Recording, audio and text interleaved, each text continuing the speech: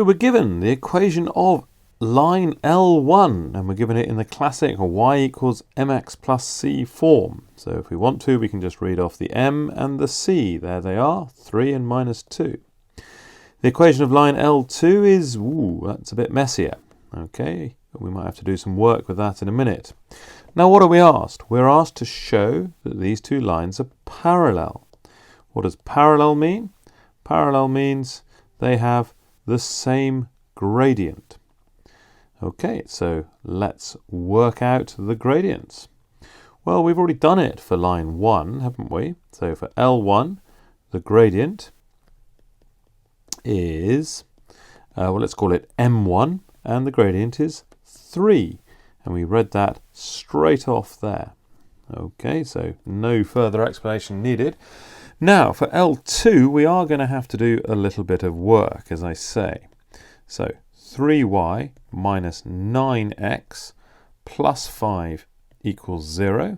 We want to write it in y equals mx plus c form. So let us get rid of anything that hasn't got a y in it. Let's add 9x to both sides.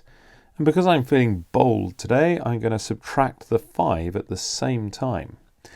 Okay, I know that's controversial, but I'm going to do it. And all I get left with on the left-hand side is 3y. And on the right-hand side, I've got 9x minus 5. And then to get it into the right form, I need to divide everything by 3. Okay, and so I'm dividing each term by 3, and I get, well, on the left-hand side, the 3's cancel. That's why we divided by 3. So we get y equals 9x over 3, and I can do a bit of cancelling here. 9 over 3 is the same as 3 over 1, and so I've got y equals 3x minus, well, 5 over 3. I'm not going to do anything with that. It's just a bit nasty.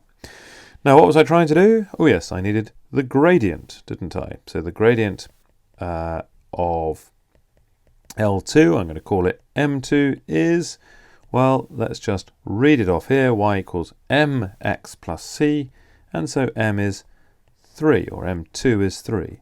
And we can say since M1 equals M2, L1 and L2 are parallel.